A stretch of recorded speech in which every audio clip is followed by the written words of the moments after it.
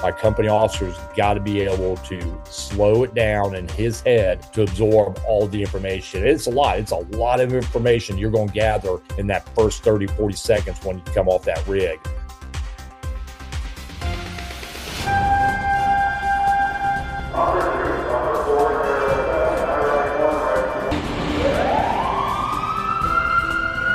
This is Code 3, the Firefighters podcast, hosted by award-winning journalist Scott Orr.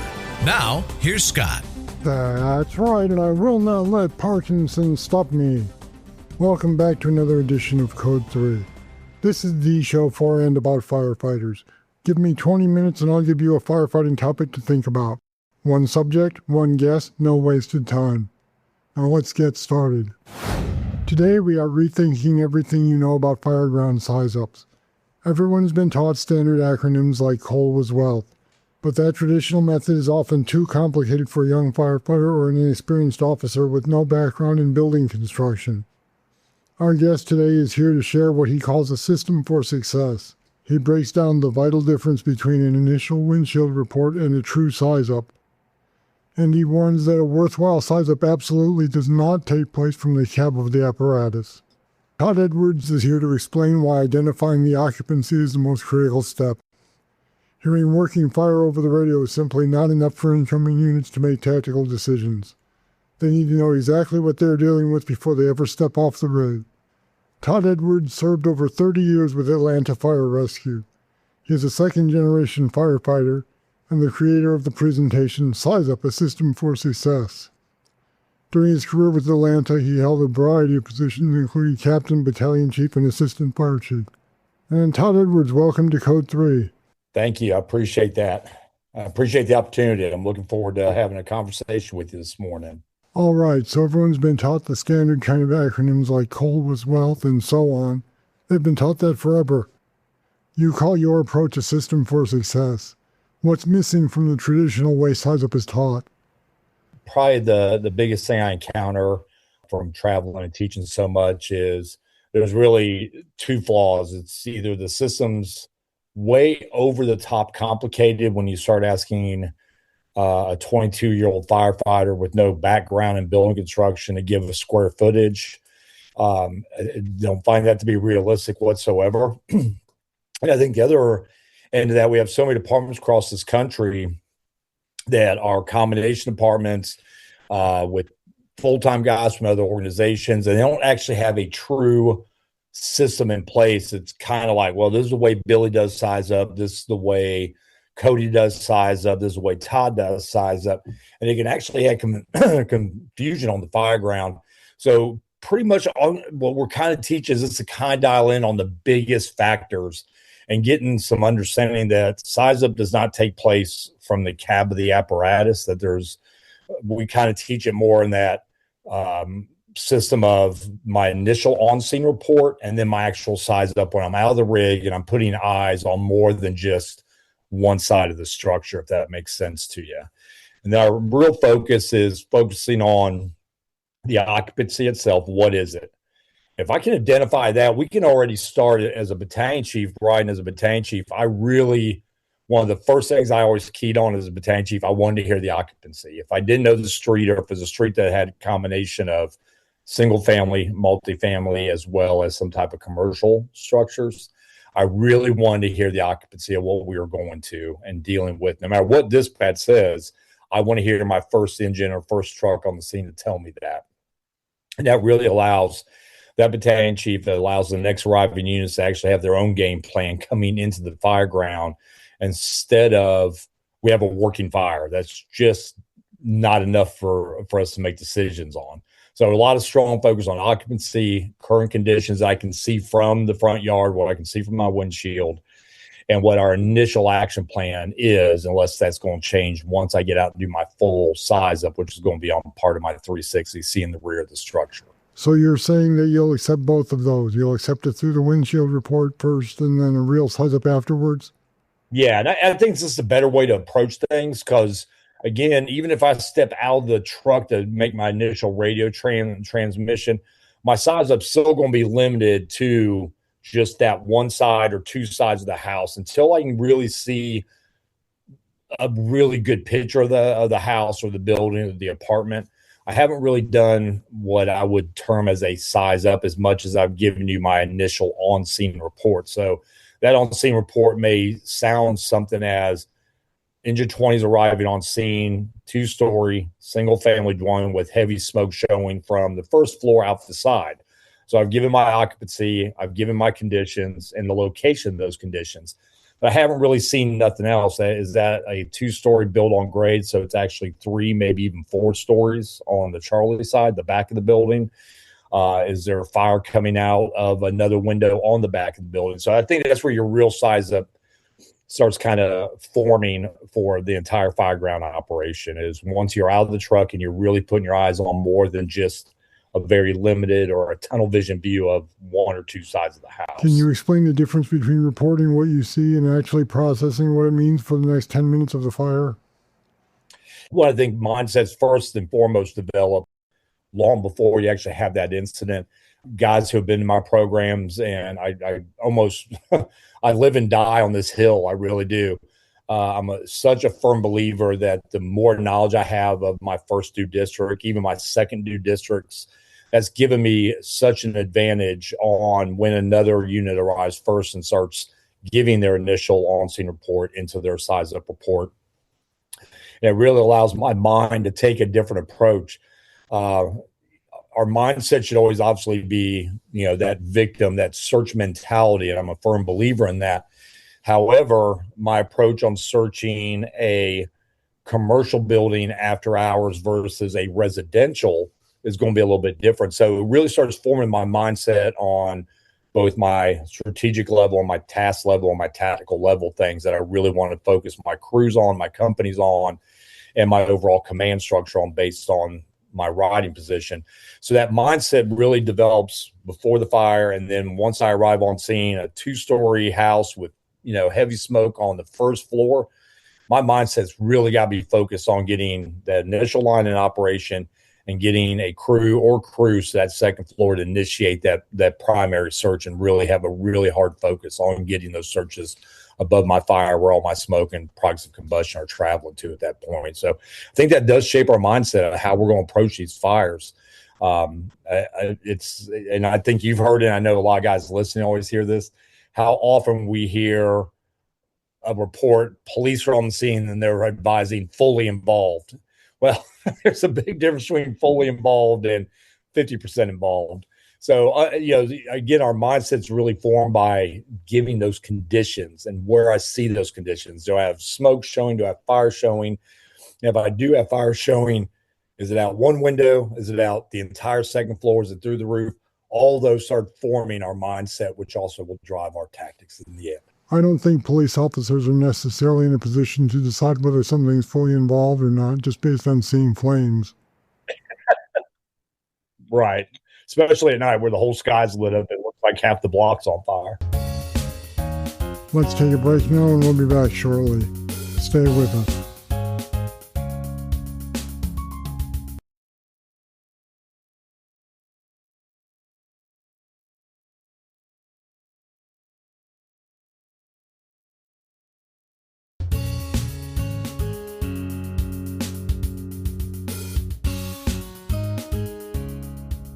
So let's talk about the 360.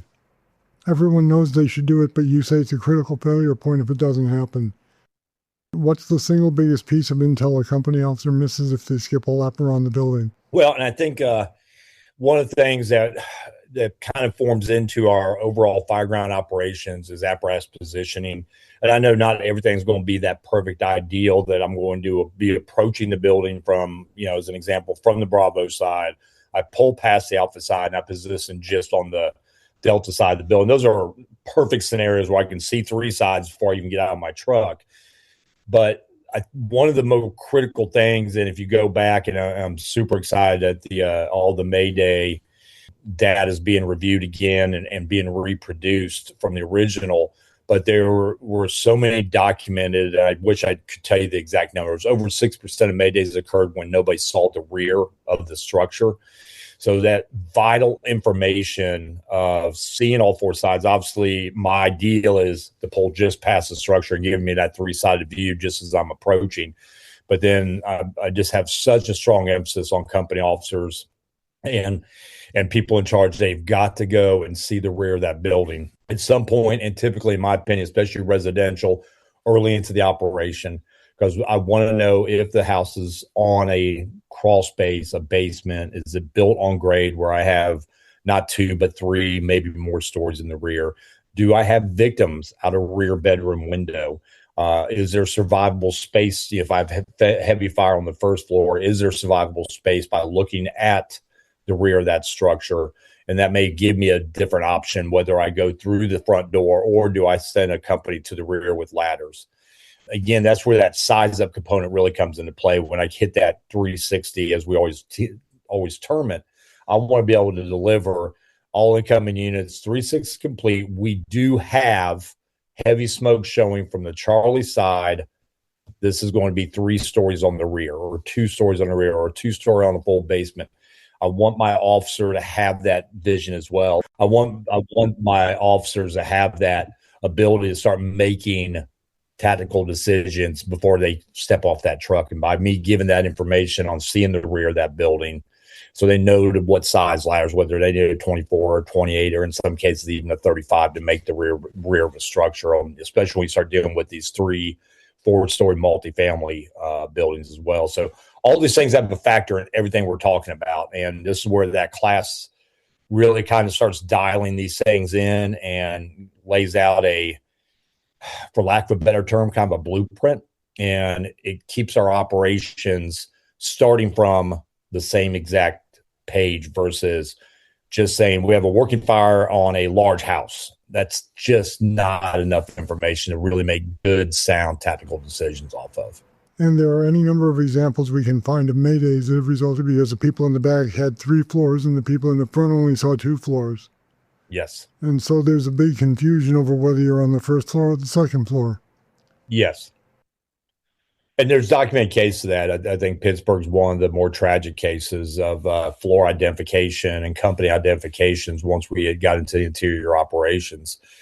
And again, those are little, they seem little when we're sitting here having a conversation in our homes about them, but on the fire ground where everything's fast paced and we're being hammered possibly by information from other, from civilians or occupants that have escaped, stating where my mom's on the second floor. Well, she's on the second floor, bedrooms in the rear, where the house is actually on 3 stories in the rear. All start changing how that fire ground's going to flow. And I just find it so critical, and kind of goes back to my main point. Certain parts of my district as a captain, we had a lot of homes built on grade. So while it was 1 on the front, 2 on the front, there was numerous cases of it being 3 full stories on the rear of those houses based on how they were built, especially on grade with a basement. Truly made these challenging from access point or escape point for us, for our rapid intervention teams, when we start talking about placing ground ladders on the back of a house like that. So you mentioned the fact that younger officers are not necessarily familiar with square footage of a structure just from looking at it. I think they'll probably have some difficulty with the construction as well. Yes. So are your officers looking at the fire but missing construction features that could kill their crew if they're not careful? I think with the way things are today, I think, again, going back and understanding my district and understanding this is a brand new subdivision of 200 single family homes. All of them are 2 stories. All of them have short setbacks. All of them are going to be lightweight wood truss. Well, that's working knowledge of your district that gives us a true advantage. If I've got heavy fire throughout that attic space, that should change our mindset about the possibility of a collapse because of the lightweight wood trusses or the silent floor systems. If I have those same buildings with basements on them and I have heavy fire conditions in the basement, and what my approach to that fire is going to be, whether it's a true basement or a walkout where I can stretch lines to the rear of that particular house. When we say young officers, I think, again, the advantage I can give a young officer is to really, and this was just my habit, was to take my young guys out. And we went out, we were going on calls anyway, so we took advantage of those calls. And we went to different parts of our district, the older part where things were actually stick built. They were true brick homes in parts of our district, all the way to new homes that were, of lightweight wood truss, which is very, very, very common throughout the United States of America. So having those understandings and the fire conditions all going to play a factor that we can actually educate. And I don't think we shouldn't be trying to develop this in a brand new officer. We should be developing this in our brand new firefighter on his first shift coming into the firehouse. He's looked at all the books and taken all the building construction tests and probably passed with flying colors. But now I want him to see that out in the real world and understand where the challenges are for our district or our cities or, whatever the situation may be. You mentioned the size up essentially dictates the risk profile for the incident. How does your system help an officer decide in the first 30 seconds whether it's a go or no-go situation? I think that's, again, it's going to be one of the factors that that we've done, and I think some departments do a better job of this than others, understanding our resources, what resources are coming, and available resources if things really go sideways as far as calling for additional units. But I think when you start talking about, and I don't want to go I don't want to get into survivability profiling or anything like that, but the majority of our 1 and 2 room fires can be handled so easily with aggressive first water on the fire. If it's in that point that, and I tell guys all the time, if you're at the point that you're questioning whether we should be inside, then we probably shouldn't be inside at that very moment. And again, this goes back to the transitional fire tax. This goes back to understanding all the UL studies on that it's okay to hit the bulk of it from the outside, evaluate, and then make our initial interior attack. This goes back to understanding that I can be flowing heavy water from the outside position while a ladder is going to a second floor window on another side of the building. So I think that a lot of teachings, and I don't want to, this is not a negative light to anybody else. I'd never teach, this is always going to be the way. I don't teach automatics, because there's so many variables that are going to come into play. Living here in the southeastern United States, of course, the majority of our country has been under either 18 feet of snow or, like here in the metro Atlanta area, under an inch of ice the last 3 days.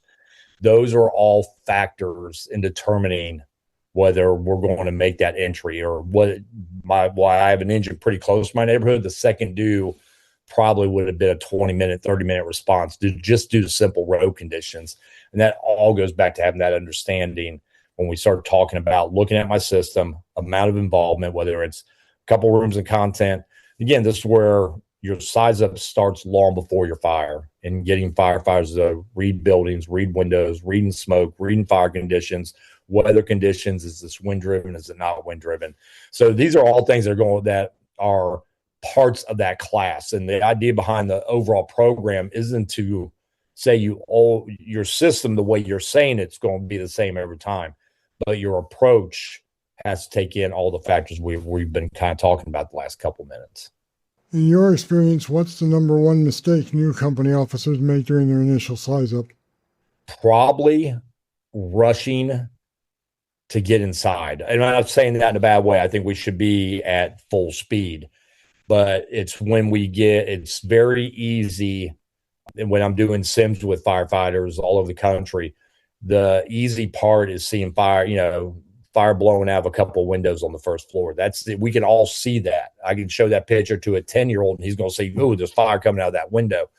The mistake that some officers make is that's all they see. They don't see the black turbulent smoke pushing from the attic eaves on the Delta side of the house, because they're so tunnel visioned in on getting inside the front door versus seeing the bigger picture. I've been involved in one case, but there's documented cases of, because we didn't hit the 360 of people losing their lives or being severely injured because we missed the big picture. So I kind of always tell everybody, we're not going in slow motion, but I also need you as a company officer to take that beat. My firefighters can be stretching that line in 30 seconds or less, and I'm 100% agreement with that. My company officer's got to be able to slow it down in his head to absorb all the information. It's a lot of information you're going to gather in that first 30, 40 seconds when you come off that rig. along with your company, along with incoming units and everything else that goes along with that. And I think they probably go into this not knowing how important it is to get all these details. Or they hear from you or someone teaching a class like yours that they must tell them this, this, and this. But at the same time, when they get out to the scene, they're going to forget some of those things. It kind of goes back, you were kind of making a reference when we first started to the coal was wealth. It kind of goes back. You made reference when we first started about the coal was wealth. That works. I know FDNY is kind of where that's really coming from. I think for the majority of the American Fire Service, where these guys, in some cases, 2-year firefighters now riding the front seats in some places. And that's just how things are. But so the idea behind having a system of identifying the occupancy, the conditions, and what initial actions are kind of starts streamlining the entire process.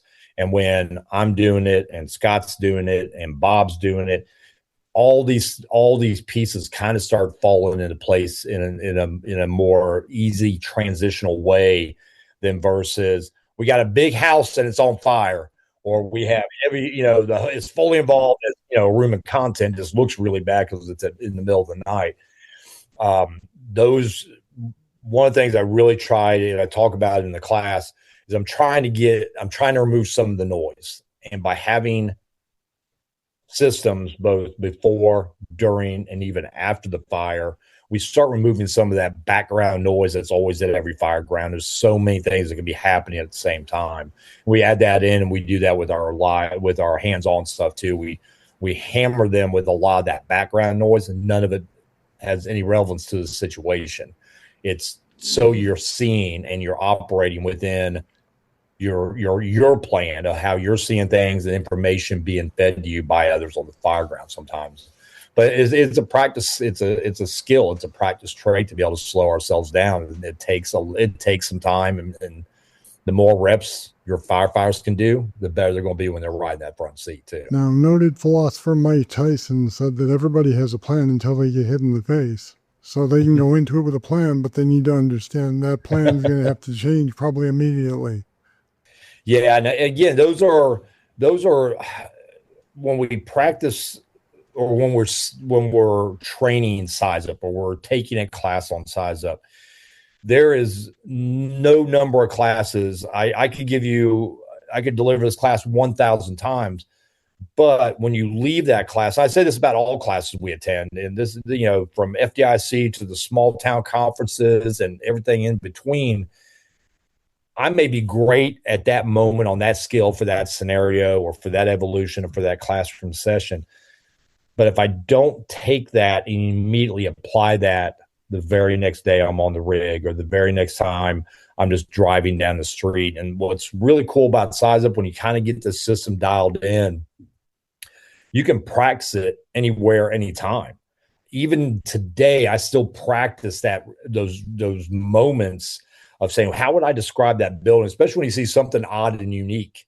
And one of the things we do in our system, or one of the things we tell students, if it's odd, it's just so out of the box, just say what it is. You don't have to get down to, I think we have just say what you're seeing. I do this with commercial buildings. If I say I'm on the scene of a 1-story commercial within a 5-mile radius of my home, I just described about 400 buildings. If I say I'm on the scene of a 1-story commercial building.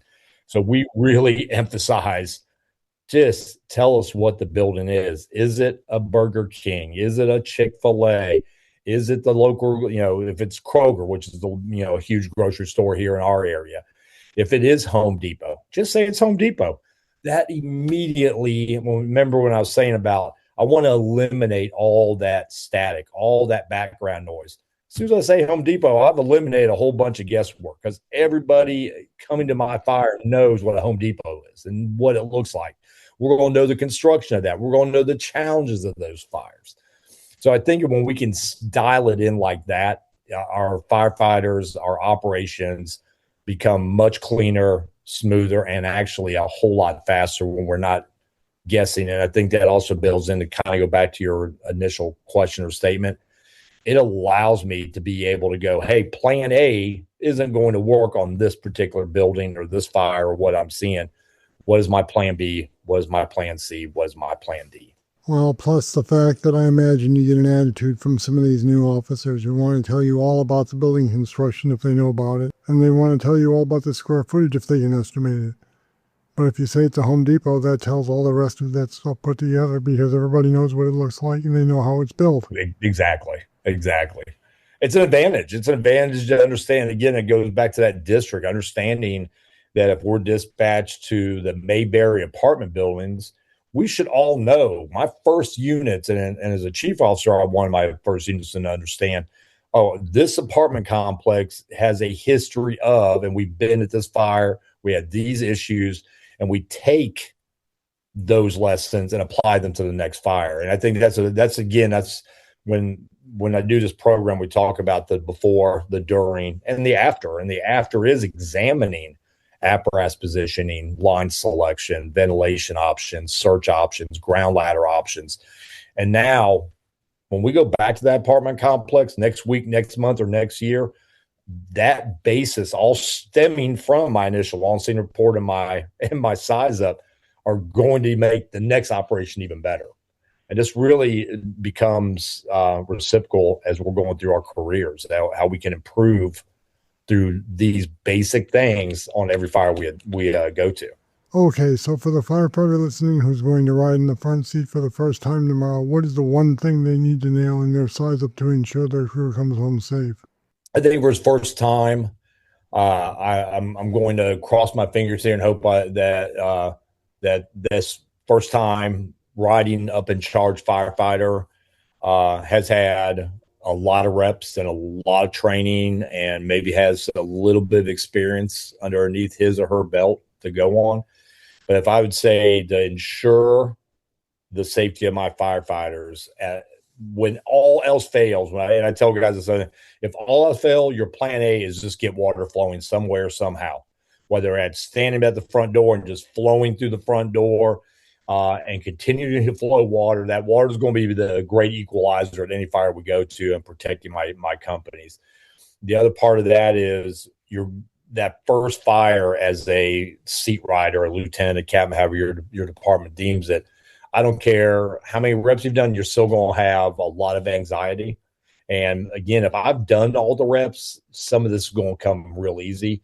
If I haven't put forth the reps, then I'm going to tell you, slow down. And also don't be afraid to ask. If you're not sure, ask somebody else.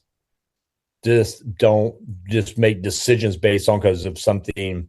We make decisions sometimes based on what we want to do and not what we should do at times. I've been guilty of that. I think a lot of firefighters in the country would tell you, I wanted to be inside, even though we probably shouldn't have been inside on that particular incident. So all these factors come into play. But if I want to make sure as a brand new guy, I've given him 1,000 reps, and his plan A is going to be get that first line into operation or that first water into operation.